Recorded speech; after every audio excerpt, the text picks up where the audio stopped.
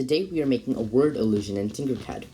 This interesting model looks like a word when you look at it from one angle, and a different word when you look at it a different way. First we have to pick our words. We have to pick two words that have the same number of letters. I'm going to use the words dice and club. Let's open up Tinkercad and start a new document.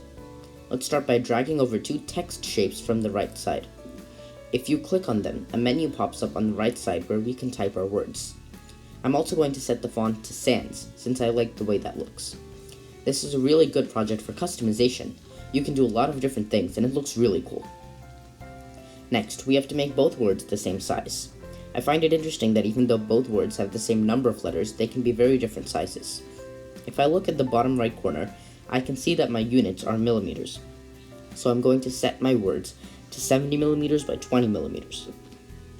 I do this by clicking on the word, then clicking on a corner white dot. This gives me my horizontal and vertical dimensions, which I can change. Now we're going to go to a little bit more of a side angle, and then rotate each word 90 degrees so that the word faces forward. We're going to use this by using this double-sided arrow, which will let us rotate the text.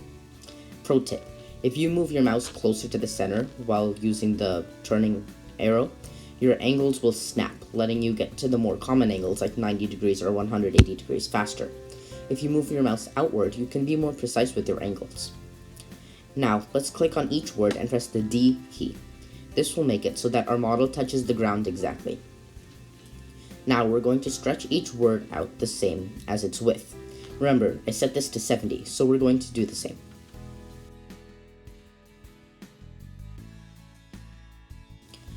Now we're going to turn each word into a hole. If you want to go back and review holes in Tinkercad and how they work, try watching my previous videos where we learn about holes. Basically, a hole in Tinkercad is a shape that cuts away from a solid one when it's grouped with it. To do this, we're going to click on each word and then click hole on the menu that shows up. Now, let's go drag in a cube. We're going to make it the same size as the text, which, if you remember, was 70 millimeters. Now we're going to duplicate that box twice. Set the third one aside for later. Just to make it easier to see, we're going to make that last box bright blue. We're going to learn about a new tool called the Align tool. The button for this is in the top right of the screen, here. This tool, like its name implies, aligns two or more things in your model. Just like when we were selecting two objects to group them, we're going to hold Shift and click a box, and while still holding Shift, click one of the words. Then, we are going to click the Align button, and then click these two black dots. These are going to align the shapes. Well, we're going to do the same process for the other cube and word. Now, we have to group each group of box and word. We do this by selecting both shapes and selecting the group button on the top right.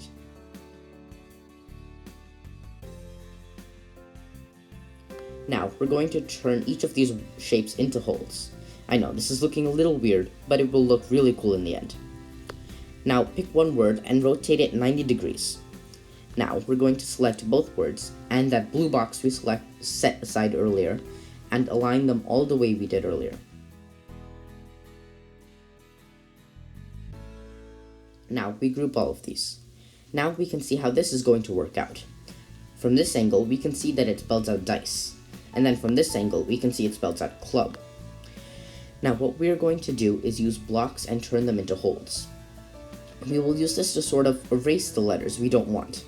We only want the diagonal letters when you look at it from the top. This will make it so that we can see one copy of the word from each angle, and we don't have unnecessary words being printed. The easiest way to do this is to go into orthographic view, which will give us a flat view, and go to the top view. I'm going to start by removing these four letters from the top left corner.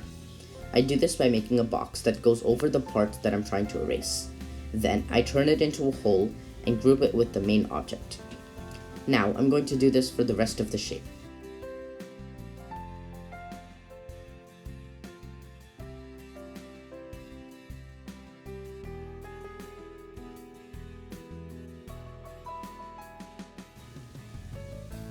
Great, now that that's done, I'm going to go around the whole shape and make sure that any stray parts aren't left.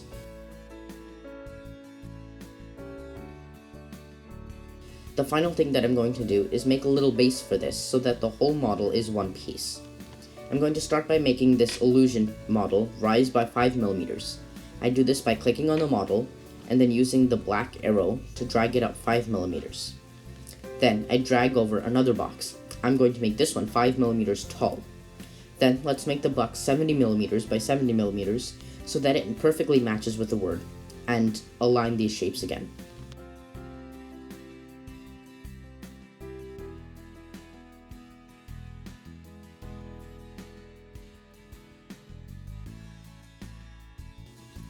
There we are, it's all done.